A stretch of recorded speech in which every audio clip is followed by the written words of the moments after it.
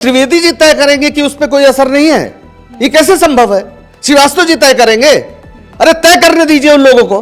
कांग्रेस चंदा नहीं लेती है क्या? आम आदमी पार्टी नहीं लेती है क्या? तो अब इसका जवाब ये नहीं है कि वो नहीं लेती है, क्योंकि वो भी चंदा लेती हैं। झोला उठाकर मायावती की रैलियों में जाता था, रोटी पैक कर कर घर से मायावती की रैलियों में एक दिन पहले रात में जाकर वहां पर रुकता था। वो अब जान चुका है कि मायावती जी भारतीय जनता पार्टी के षड्यंत्र में आ चुके हैं। राहुल गांधी ने तो साफ कह दिया कि मुझे प्रधानमंत्री नहीं बनना है, तो अखिलेश यादव को तो इसमें कोई दिक्कत मुझे नहीं लगती होनी है। लेकिन वो ट्वीट डिलीट कर दिया गया। तो गोदी मीडिया वो असलियत नहीं दिखाता जिसमें प्रधानमंत्री नरेंद्र मोदी का ग्राफ लगातार गिरता जा रहा है। ऐसे बहुत सारे बच्चे हैं इलाहाबाद में, लखनऊ में, वो बैठे, उन्होंने प्रोटेस्ट किया, उन पर लाठियां चली, उनको पीटा गया। तो उससे एक वैक्यूम बना है कि बेरोजगारी का मुद्दा उत्तर प्रदेश में मजबूती से उभर रहा है। राहुल गांधी ने अपनी यात्रा में कुछ लोगों को अपने साथ मंच पर चढ़ाया, उनसे बात की, वो भी यही बात उठा रहे थे। नमस्कार, मेरा नाम है निवेदिता शांडिल्य और आप देख रहे हैं मॉलिटिक्स। पिछले कई दिनों से न्यूज चर्चा आपके सामने नहीं आई थी। उसका कारण ये था कि हम लोग जमीन पे जाके लोगों के मुद्दे आप लोगों के बीच में लेकर के आए हैं, क्योंकि हमारे साथी राघव ये लोगों के बीच में गए, उनके मुद्दे जाने, क्या बातें हैं, क्या परेशानियां हैं, ये सारी चीजें जानी। और चुनाव आने वाले हैं तो आम मुद्दों के साथ साथ चुनावी मुद्दे भी क्या बन रहे हैं ये भी पता किया। तो सबसे पहले हम राघव के ही पास आएंगे, लेकिन सबसे पहले स्वागत कर लीजिए डॉक्टर पंकज का। हमारे साथ संदीप हैं और आपके पास आते हैं राघव। आप उत्तर प्रदेश में गए और सारी हॉट सीटों को कवर किया, सारे बड़े नेता जिन सीटों से चुनाव लड़ने वाले हैं।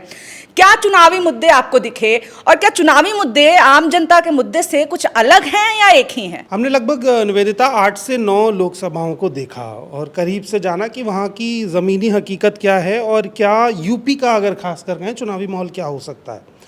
तो मैं अगर 9 लोकसभा सीटों के जरिए यूपी की 80 सीटों का एक आकलन करता हूं, तो जो मुद्दा भारतीय जनता पार्टी ने पिछले 1 साल में यूपी पे चढ़ाया है, जिसको आप राम मंदिर का मुद्दा कह सकते हैं, उसका असर ज़मीन पर वैसे दिख रहा है। आप किसी भी लोकसभा में जाइए तो लोगों के घर पे भगवा झंडे हैं और भाजपा की मौजूदगी किसी न किसी तौर पर है, चाहे वहाँ प्रधानमंत्री की फ़ोटो है, नहीं तो वहाँ उनका चुनाव चिन्ह पहुँचा हुआ है, कोई मैसेज पहुंचा हुआ है। मतलब it's a way of complete advertisement जिसके ज़रिए वो वहाँ तक मौजूद हैं। लेकिन दूसरी तरफ उत्तर प्रदेश में जिस तरह से पेपर लीक को लेके जो 9 पेपर लीक हुए बड़े, और वो पिछले 6 साल के ट्रैक रिकॉर्ड में वो एक बड़ा अहम योगदान देते हैं, क्योंकि इसको बड़ा बारीकी से जब हम समझेंगे निवेदिता, मैं 2017 का आंकड़ा लेता हूँ और मैंने 17 में एक परीक्षा की तैयारी शुरू की जब मेरी उम्र है 20 साल। 5 साल तक उस परीक्षा को नहीं करा पाई सरकार। तो अब मैं तो ओवर एज हो गया, मैं उस परीक्षा को दे नहीं सकता हूँ, और मेरे समय में भर्तियाँ भी नहीं आई भी तो पेपर लीक हो गया। यानी वो बड़ा तबका जिसने 4 साल घर से पैसा लेकर के और इन्वेस्ट करके पढ़ाई की, वो अब उस पढ़ाई और उस परीक्षा की रेस से बाहर हो गया है। और ये बहुत दर्दनाक है, क्योंकि 4 साल की पढ़ाई में एक बच्चा मुझे ऐसा भी मिला जिसने बताया कि मेरे फादर के पास 2 गाय थीं। पहली बार की तैयारी में एक गाय बेच दी गई, दूसरी बार की प्रिपरेशन में दूसरी गाय बेच दी गई, और वो सुसाइड कमिट करना चाहता था। अच्छा। उसको उसके कोचिंग के जो टीचर थे उन्होंने बचाया। तो ऐसे बहुत सारे बच्चे हैं इलाहाबाद में, लखनऊ में, वो बैठे, उन्होंने प्रोटेस्ट किया, उन पर लाठियाँ चली, उनको पीटा गया। तो उससे एक वैक्यूम बना है कि बेरोजगारी का मुद्दा उत्तर प्रदेश में मजबूती से उभर रहा है।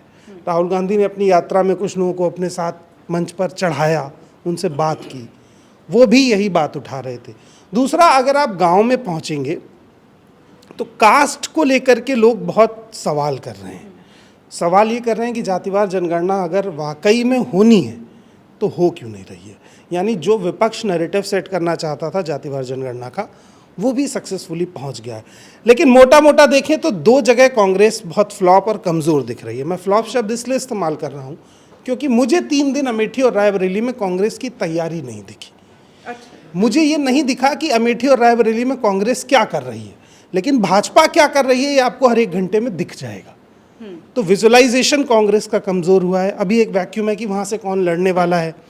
लोगों में चर्चा है कि राहुल गांधी अगर अमेठी से लड़ते हैं तो इस बार स्मृति ईरानी हार जाएंगी, लेकिन राहुल गांधी अब तक वहाँ पहुँचे नहीं हैं।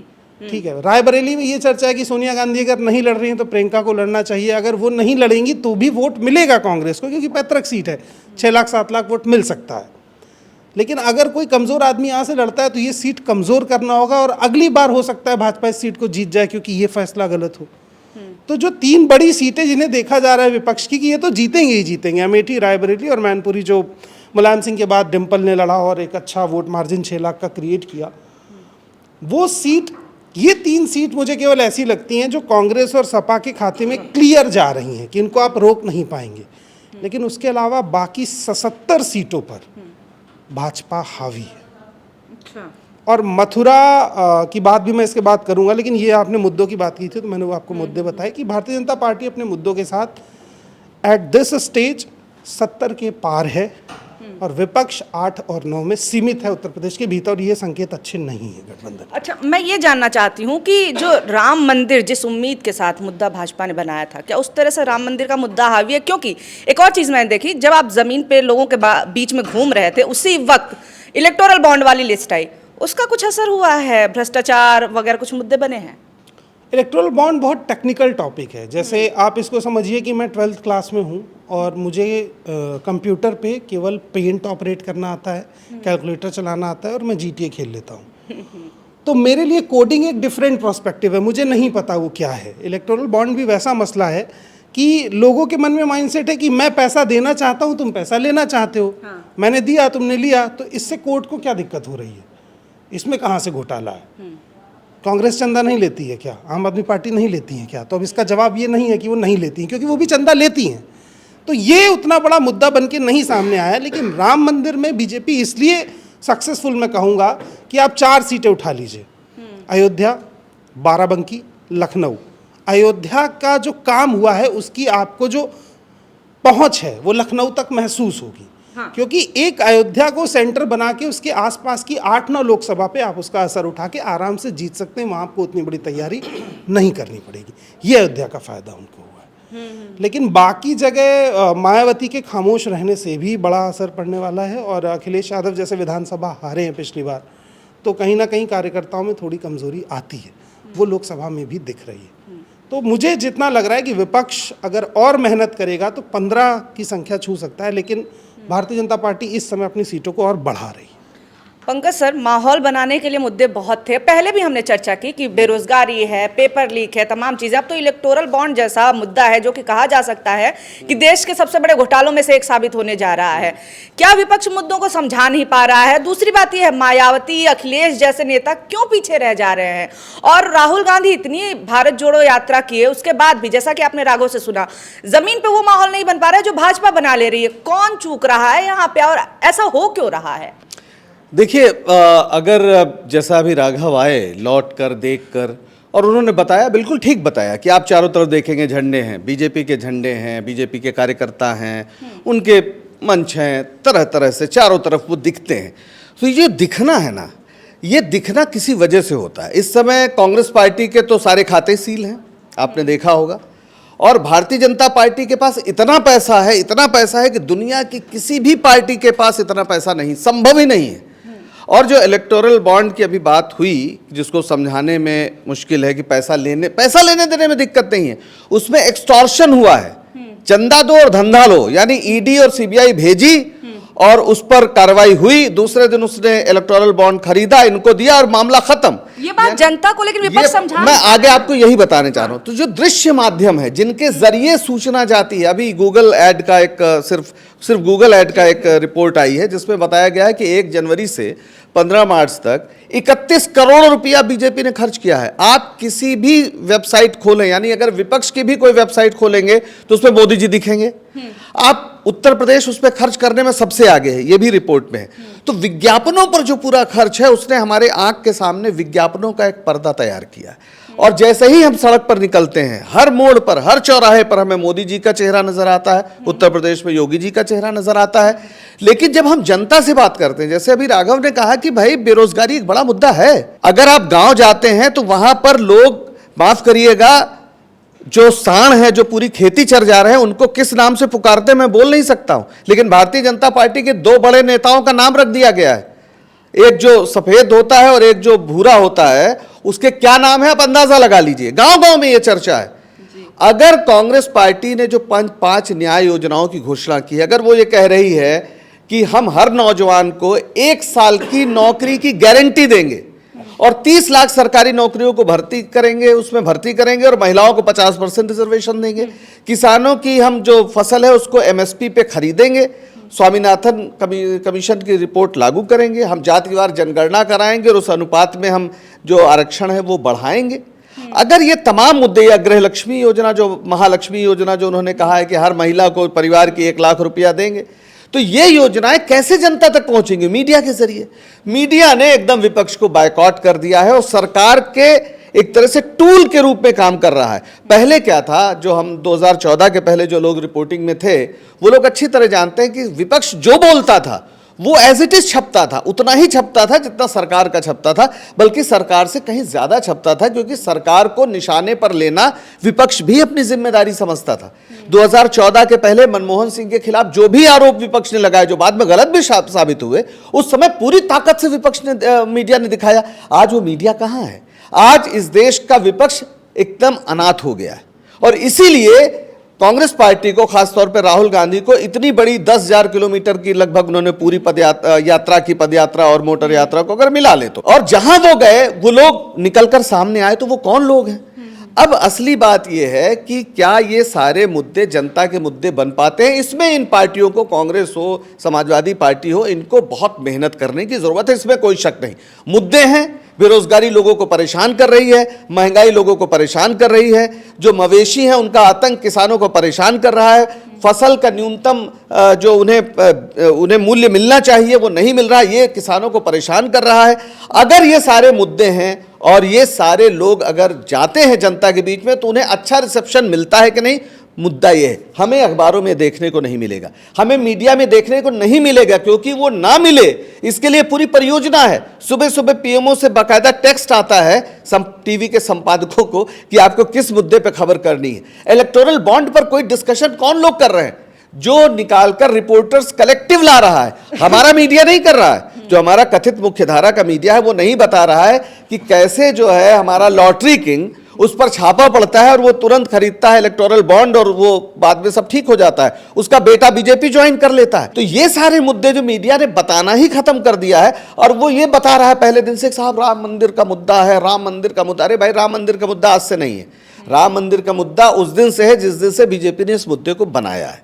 और वो सारे लोग जो इस पे वोट दे रहे हैं, तो वो आज भी वोट देंगे। मुद्दा तो उनका है जो हम अपने दुनियावी प्रश्नों पर परेशान है। अगर आपको लगता है कि राम मंदिर मुद्दा बन गया इसलिए बेरोजगार को कोई नौकरी नहीं चाहिए, तो कोई बात ही नहीं है। लेकिन लोग अपने गुस्से का इजहार करेंगे जब ये मुद्दा आगे बनेगा, इलेक्शन का कैंपेन शुरू होगा, तो आप देखिएगा यही मीडिया जो नहीं दिखा रहा उसे दिखाना पड़ेगा, ऐसी परिस्थितियां पैदा हो जाएंगी, क्योंकि वास्तव में लोगों के अंदर ये मुद्दा है। तो मुझे अभी जो नजर आ रहा उसके आधार पर मैं उत्तर प्रदेश के बारे में कोई भविष्यवाणी नहीं कर सकता। मुझे लगता है कि लड़ाई बहुत तीखी और तगड़ी होगी, और इतना आसान नहीं है जितना मीडिया हमें बताने की कोशिश कर रहा है। क्योंकि अगर ऐसा होता तो इन्हें जयंत चौधरी की जरूरत नहीं पड़ती, इन्हें राजभर की जरूरत नहीं पड़ती, जो कह रहा था चल सन्यासी मंदिर में, जो योगी और बीजेपी को कहां पहुंचाने की बात कर रहा था, उसको इन्हें मंत्री नहीं बनाना पड़ता, दारा सिंह चौहान को नहीं लाना पड़ता। इसका मतलब है अंततः ये जातियों का एक बड़ा गठजोड़ बनाने की कोशिश बीजेपी भी कर रही है। और इसी में जब सामाजिक न्याय के प्रश्नों को राहुल गांधी लेकर आगे आ रहे हैं, तो ये सवाल उठेगा कि भाई जातिवार जनगणना क्यों नहीं, और आरक्षण का जो पूरी वो है उसको बढ़ाओ, उसकी सीमा को बढ़ाओ, ये मुद्दा बनेगा। आप देख लीजिए। राघव, हाँ, मैं पूरी बात सुन रहा था। जैसे 31 करोड़ 31.5 करोड़ बीजेपी खर्च कर रही है अपने चुनाव कैंपेन पर, प्रचार पर। ममता बनर्जी की पार्टी भी खर्च कर रही है और कांग्रेस भी खर्च कर रही है। कांग्रेस का 14 लाख आया, मेरा ख्याल है, कोई तुलना ही नहीं है 31 करोड़ 14 वो खर्चा हर पार्टी करती है। बीजेपी इसलिए ज्यादा कर पा रही है क्योंकि वो सत्ता में है, उसके पास इनसोर्सिंग अच्छी है, 10 साल से सत्ता में है केंद्र में, और यूपी जैसे स्टेट में भी दूसरी बार सत्ता में, तो धन की कमी तो नहीं है। मेरा कहना है कि क्या राहुल गांधी वो फेस बन पा रहे हैं जिसको लोग मोदी के खिलाफ एक नेता के तौर पर एक्सेप्ट कर रहे हैं? ये बड़ा सवाल है। जब आप चुनाव लड़ रहे हैं प्रधानमंत्री का, तो आपको एक चेहरा क्लियर करना पड़ेगा जो समस्या मतलब जमीन पे दिख रही है। लोग ये जानना चाहते हैं कि आखिर गठबंधन जो हुआ है, इंडिया गठबंधन, वो पूरा कब होगा, उसमें कौन कौन है, उसका चेहरा कौन है, हम किसे चेहरा माने। जैसे भाजपा क्लियर करके चलती है, जो जिसका प्लस पॉइंट भी उन्हें मिलता है कि वो एक आदमी के नाम पे चुनाव लड़ रहे हैं। लोग बीजेपी सरकार की जगह मोदी सरकार शब्द इस्तेमाल करते हैं, और ये ब्रांडिंग का एक खास तरीका होता है।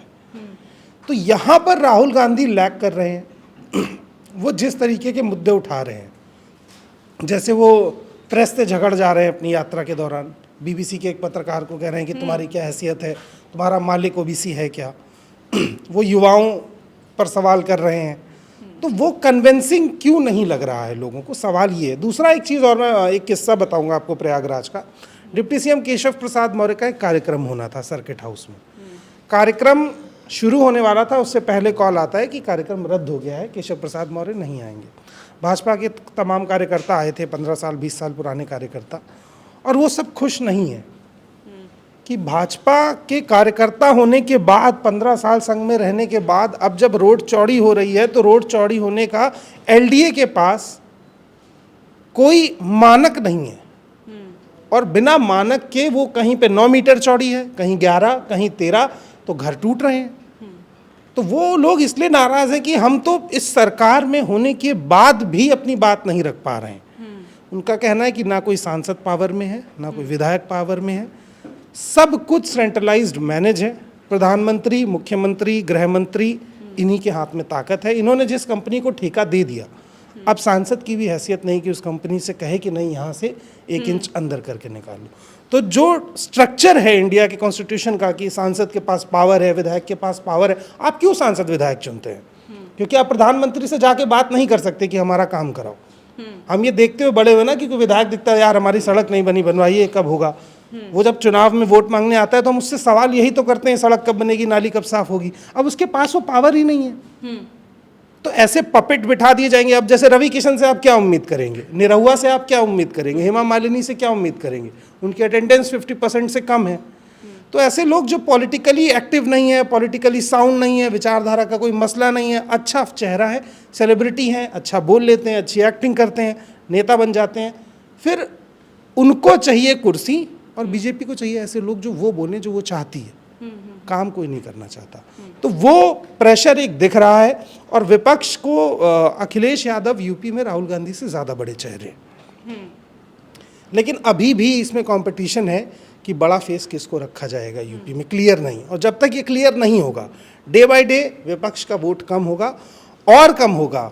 और मैं देख रहा था इंडिया टीवी और न्यूज़ 18 के जो सर्वे दिखा रहे हैं, जो सी वोटर सर्वे और तमाम तरीके के फ्रॉड सर्वे किए जाते हैं, मैं उनको इसलिए कहता हूँ क्योंकि ऐसा नहीं संभव है कि आप 79 भाजपा लिख दें और 1 विपक्ष लिख दें। ये दबाव है कि अब 80 में 80 तो नहीं लिख सकते हैं ना संदीप, तो चलो 1 दे देते हैं। ये स्थिति भी नहीं है, ये स्थिति भी नहीं है। बीच में एक जगह बची है जो 70 पर भाजपा खड़ी है 3+ पे, और 3- पे विपक्ष खड़ा है। अब यहाँ से अगर फाइट अच्छी होगी तो भाजपा 60 भी जा सकती है, लेकिन 60 से कम नहीं जाएगी। बिल्कुल, मसला फाइट का है, और ऐसे वक्त में आपने अपने अस्त्र शस्त्र अगर एक साथ नहीं रखे हैं तो दिक्कत हो जाती है। ऐसे में मुझे ख्याल ये आ रहा है कि बहन जी मायावती जो सबसे बड़ा फैक्टर है उत्तर प्रदेश में, एक तो महिलाओं के लिए भी क्योंकि महिला वोट आते हैं उनसे, दूसरा है कि दलितों पिछड़ों का वोट, उनको साथ में ना ला पाना, और बहुत सारे कयास लग रहे थे कि नहीं साथ में लाया जाएगा, या फिर जो भी कारण रहे हों पर्दे के पीछे जिनकी वजह से मायावती साथ में नहीं आती हैं, उससे इंडिया गठबंधन को तो सर देखिए नुकसान हुआ ही है, और वो धरातल पे भी दिख रहा है। क्या विपक्ष एकजुट होने में फेल रहा है? देखिए, मायावती जी की हालत अभी इस वक्त वही है जो जिस तरीके से ओवैसी की हालत पूरे देश भर के अंदर बन गई है।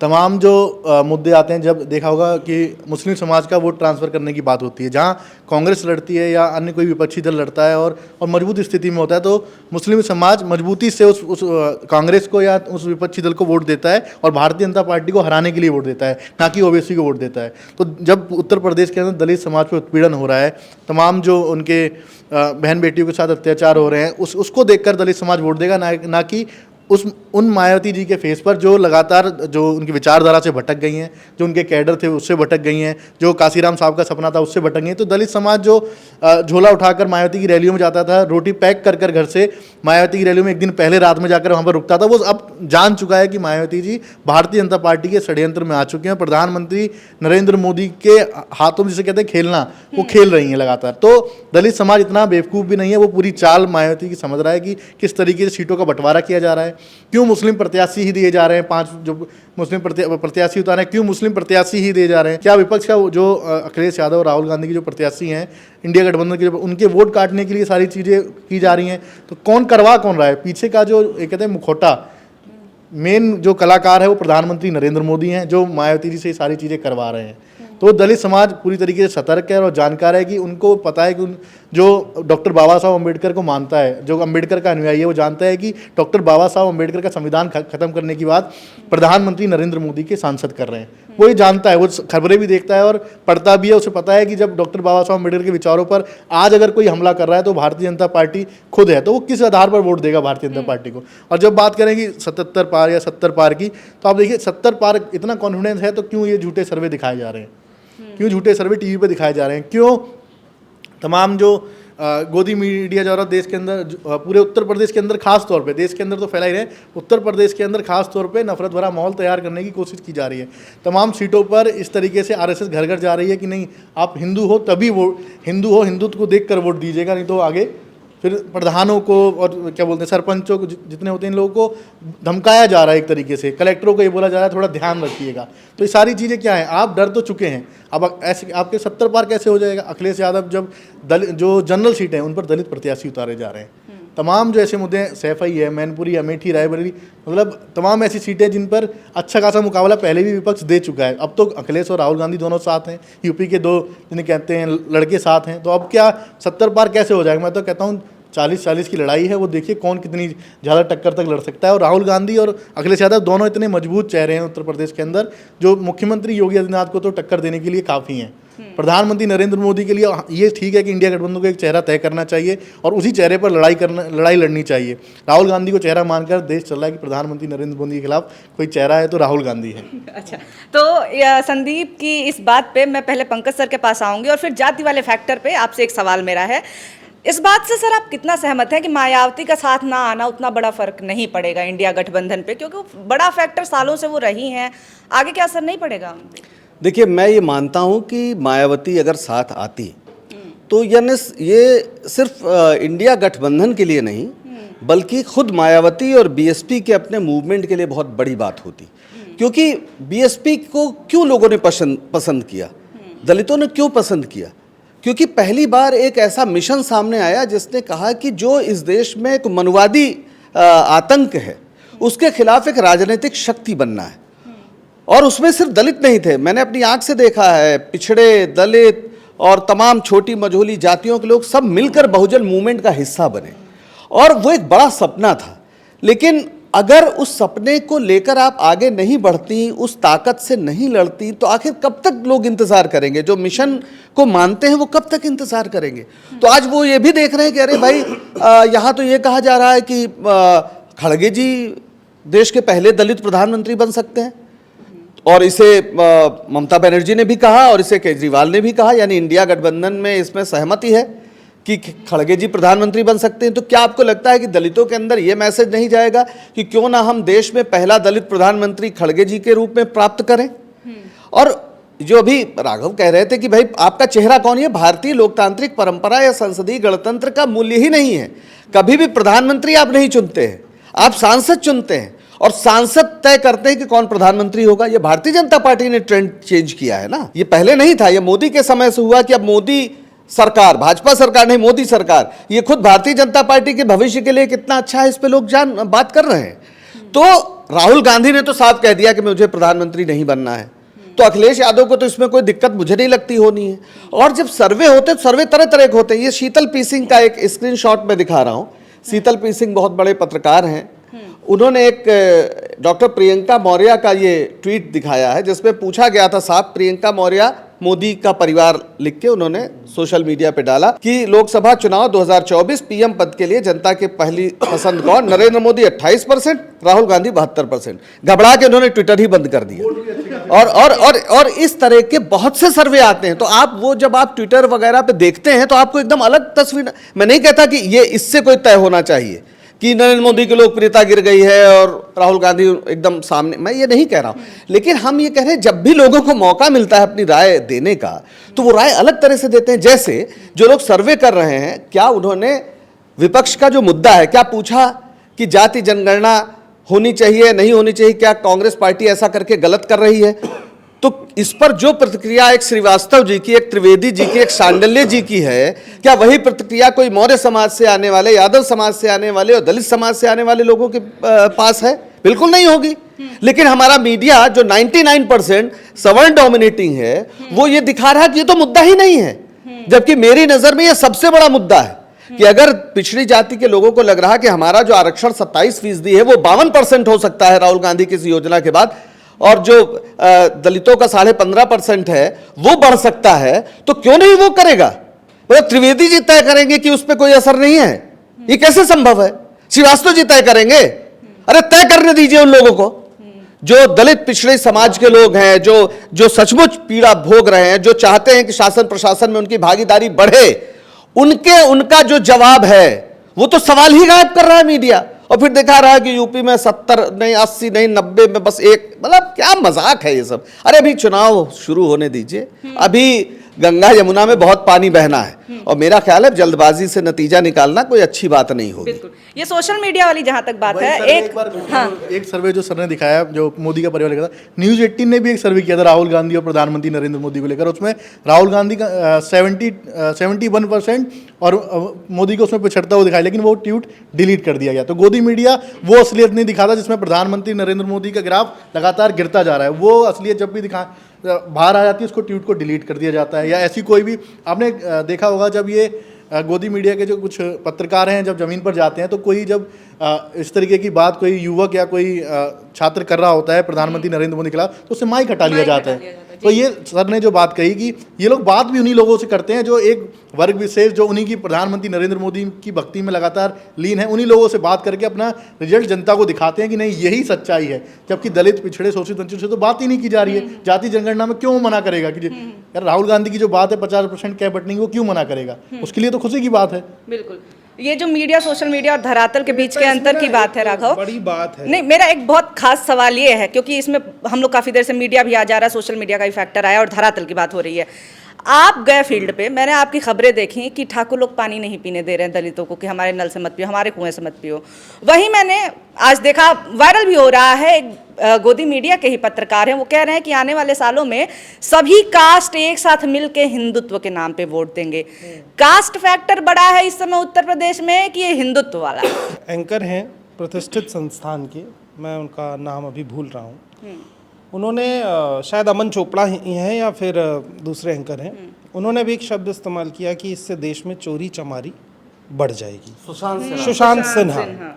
सुशांत सिन्हा के अलावा फिर किसी ने उस ट्वीट में कमेंट कर रखा था, एक वरिष्ठ पत्रकार और हैं, अजीत अंजुम नाम है उनका, और मतलब वो एक ऐसी विचारधारा की रिपोर्टिंग करते हैं जो विचारधारा सत्ता से सवाल पूछती है और जो सही विचारधारा है, लेकिन वो भी इस शब्द का इस्तेमाल करते हैं, चोरी चमारी, फिर माफ़ी मांगते हैं। यानी ये जो कास्ट का डोमिनेशन है और एक स्पेसिफिक शब्द के साथ किसी को डीमोटिवेट करना, छोटा दिखाना, ये ऐसी चीज़ नहीं है कि ये दिल्ली में रहने वाले लोगों के भीतर से निकल गया है। ये आपको गिफ्ट में मिला है और विरासत से मिला है। आप अच्छे कपड़े पहन के उसे छुपा तो सकते हैं, लेकिन आपकी भावना के अंदर वो कास्ट का थॉट एनी हाउ बना रहता है। अगर आप एक सवर्ण समाज से आते हैं या आप अपने से छोटे को छोटा दिखाना चाहते हैं, तो ये उत्तर प्रदेश में तो गांव का पूरा प्रदेश है, 80% आबादी गांव से जुड़ी हुई है। गांव में जब आप जाएंगे तो गांव में जो फैक्टर आर्थिक है उससे ज़्यादा बड़ा फैक्टर है सोशल। एक छोटी जात का आदमी जिसको खुद लगता है कि वो छोटी जात का है, तो वो बड़ी जात के प्रेशर में वोट दे रहा है लंबे समय से, उस पर दबाव है कि जहां हुजूर कहते हैं हम तो वहीं डालते हैं। दूसरा, संदीप ने कहा, अभी पंकज जी ने भी कहा कि जो ट्विटर पर ऐसे सवाल पूछे जाते हैं उनमें राहुल गांधी 70% वोट पाते हैं। असली वोटर वो है जिसके घर पे झोला जा रहा है, वो ट्विटर चलाता नहीं है, फेसबुक चलाता नहीं है, सोशल मीडिया पे आता नहीं और मेन स्ट्रीम मीडिया उस गांव तक जाता नहीं। यानी वो वोटर ऐसा है जिसके पास 3 चीज़ें टाइम से पहुंच रही हैं, राशन, 6,000 रुपये किसान वाली किश्त, और जो सरकार से उसे चीज़ें चाहिए, आधार कार्ड, शौचालय, बैंक में खाता। आज नहीं हुआ तो उसको उम्मीद है कि चलो अगले साल हो जाएगा, क्योंकि उसे वाकई में कुछ नहीं मिल रहा है, तो उसको एक होप बंधी हुई है। वो वोटर साइलेंटली वोट करता है क्योंकि वो एजुकेटेड नहीं है। उसको लास्ट टाइम पे मोबिलाइज करने के लिए भाजपा अच्छे पैसे खर्च करती है, जैसा पंकज जी कह रहे हैं कि एक विधानसभा का चुनाव भारतीय जनता पार्टी के लिए 5 से 10 करोड़ रुपए का चुनाव है। अब लोकसभा आप इमेजिन करिए जिसमें 5 विधानसभाएं आती हैं, 20 करोड़ का खेल है। मैं खरीद दूंगा 200 रुपये में तुम्हारा वोट, जब मुझे पता है कि तुम महीने में 10 दिन ही 200 रुपये की दिहाड़ी कमाते हो। तो मैं तुम्हें 500 रुपये देके तुम्हारा वोट परचेज कर लूँगा। और एक गांव के घर में अगर आपने एक मर्द का वोट परचेज कर लिया जो फैमिली का हेड है, तो बाकी 10 वोट भी उसी 500 रुपये में आ गए। वो अच्छा इन्वेस्टमेंट है ऐसी पार्टियों के लिए जिनके पास पैसा है। तो वहाँ पर वोट किसी ना किसी तरीके से जो अनएजुकेटेड वोट है वो ट्रांसफ़र हो रहा है, और यही वजह है कि भारतीय जनता पार्टी जीत रही है। सोशल मीडिया पर आप मुद्दे उठाइए, बिल्कुल उठाइए, लेकिन वो मुद्दे सोशल मीडिया तक है। और कांग्रेस की यही एक कमी रही कि राहुल गांधी पिछले 5 साल चुनाव हारने के बाद 2014 से 19 गायब रहे। 19 के बाद उनको याद आया कि अभी भी अगर यात्रा नहीं निकाली गई, कुछ नहीं किया गया तो गेम खत्म है। तो ये जो तैयारी अब हो रही है, ये थोड़ा और 1-1.5 साल पहले शुरू होती तो शायद थोड़ा सीटों में कम ज़्यादा। जिसके सोशल मीडिया का इतना कम भी असर ज़मीन पर नहीं है। सोशल मीडिया का असर गांव-गांव तक और तमाम जो समाज के अलग अलग लोग हैं उन तक है। चाहे वो सामाजिक संगठन है, वो ज़मीन तक इस सोशल मीडिया को भी लेकर जा रहे हैं और हर घर में सोशल मीडिया का प्रभाव है। अब देखिए, जब 2 अप्रैल का आंदोलन होता है, SC एक्ट को जब ये लोग छेड़ने की बात करते हैं, भारतीय जनता पार्टी उसके साथ खिलवाड़ करने की बात होती है। 2 अप्रैल का आंदोलन ये सोशल मीडिया से पनपा हुआ पूरा आंदोलन था। जगह जगह गाँव तक लोगों की व्हाट्सएप DP जिसे कहते हैं, पूरे ग्रुपों की व्हाट्सएप DP सिर्फ नीली हो गई थी, जिसमें डॉक्टर बाबा साहब अम्बेडकर का फोटो था। दूसरा, जब ये हाथरस के अंदर जब बेटी के साथ बलात्कार हुआ, सोशल मीडिया का पूरा क्रेज था कि वहाँ पे चंद्रशेखर पहुँचते हैं, वहाँ पर तमाम जो दलित समाज के नेता पहुँचते हैं, राहुल गांधी के साथ बदसलूकी की जाती है, उनको मतलब धक्का दे दिया जाता है, फिर भी वो हाथरस की दलित बेटी के लिए वहाँ न्याय के लिए पहुँचते हैं। सर, भ्रष्टाचार विरोधी आंदोलन फिर क्यों नहीं खड़ा हो पा रहा है? ट्विटर पे ट्वीट तो कर दे रहे हैं सब लोग, लेकिन उस तरह से क्योंकि कांग्रेस की सरकार ही भ्रष्टाचार के विरोध में गई थी, इस समय फिर क्यों नहीं हो पा रहा? देखिए, 2 तरीके के आंदोलन, एक तो होता है सामाजिक आंदोलन, एक होता है कि आप देखिए जैसे योगेंद्र यादव हैं, जो एक्टिविस्टों के आंदोलन है, ये सिर्फ एक सामाजिक, इनकी जो सामाजिक संगठन के दायरे हैं, ये गांव तक अभी मैं तो ये कहूँगा नहीं पहुँच पा रहे हैं। जिस तरीके से सामाजिक आंदोलन है वो गांव तक पहुँच जाता है। जब किसी समाज की बहन बेटी के साथ अत्याचार होता है या किसी वर्ग के ऊपर मार पिटाई या पानी पीने से रोका जाता है, या तो एक सामाजिक आंदोलन तैयार होता है, जो संदेश बहुत, जिसे कहते हैं, बहुत लंबा संदेश जाता है, उससे एक एकजुटता आती है, वो काफ़ी बड़े आंदोलन के रूप में होता है। चाहे वो किसान आंदोलन ले लीजिए आप, किसान एक बड़ा वर्ग है, वो एक तरीके से उस पर जब MSP की बात आती है या किसानों के साथ बात आती है कि किसानों को एकजुट होता है, तो वो एकजुट हो जाते हैं किसी तरीके से। तो जहाँ जहाँ सोशल मीडिया का प्रभाव है वो बहुत व्यापक प्रभाव है, और सोशल मीडिया से राजनीति तय अभी इस बार होगी भी, मुझे लगता है, क्योंकि मेन स्ट्रीम मीडिया तो गोदी मीडिया बन चुका है। उसके जवाब में अगर कोई है तो सोशल मीडिया है, जो युवाओं की बात कर रहा है, किसानों की बात कर रहा है, दलितों की बात कर रहा है, पीड़ित शोषित वंचितों की बात कर रहा है। बिल्कुल, इस पूरी बातचीत से मुझे यही चीज़ समझ में आई है कि 2 तरह के मुद्दे होते हैं, एक जो मुद्दा सच में होता है और दूसरा जो बनाया जाता है। दूसरे किस्म को चुनावी मुद्दा कहते हैं। इसका उदाहरण मैं आपको दे देती हूँ कि कैसे चुनावी मुद्दे बनाए जाते हैं। हमारे साथी राघव अमेठी जाते हैं, स्मृति ईरानी के गोद लिए हुए गांव से स्टोरी करते हैं। वहां पे दिखाते हैं कि स्मृति ईरानी ने गोद लिया, उसके बाद से गांव और बदहाल होता चला गया। खबर का असर क्या हुआ कि खबर ही डिलीट कर दी गई, हर जगह से, ट्विटर से तो हटाई दी गई खबर। यानी कि ये चुनावी मुद्दा नहीं है, क्योंकि ये चुनावी मुद्दा बनेगा तो सरकार दिक्कत में आ जाएगी, सरकार में बैठे नेता मंत्री दिक्कत में आ जाएंगे। इसीलिए मुद्दे बनाए जा रहे हैं हिंदुत्व के मुद्दे, कि सारे कास्ट मिल करके हिंदुत्व के नाम पे देंगे। ये जो लोग कह रहे हैं कि सारे कास्ट मिलेंगे, वो जातिगत जनगणना के खिलाफ बोलेंगे, लेकिन बात जब हिंदुत्व की आएगी तो सारे कास्ट को मिलाने की बात करेंगे। खैर, घर घर तक तो भाजपा पहुंच ही रही है, अब तो हमारे मोबाइलों में भी पहुंच गई है। आचार संहिता का उल्लंघन करते हुए सबको मैसेज जा रहा है। लेकिन अभी तो हम इतना ही कह सकते हैं कि मुद्दे हैं, लेकिन दूसरे जो मुद्दे बनाए जा रहे हैं वो हावी होते हुए भी थोड़े बहुत नजर आ रहे हैं। लेकिन चुनाव के रिजल्ट से पहले कुछ भी हम डिक्लेयर नहीं कर सकते हैं, वो तो चुनाव के रिजल्ट ही बताएंगे। खैर, अगर ये वीडियो आपको अच्छा लगा हो तो लाइक जरूर कर दें और ऐसी ही चर्चा आपके सामने आती रहे, इसके लिए हमारे चैनल मॉलिटिक्स को सब्सक्राइब जरूर करें। बहुत शुक्रिया, बहुत धन्यवाद।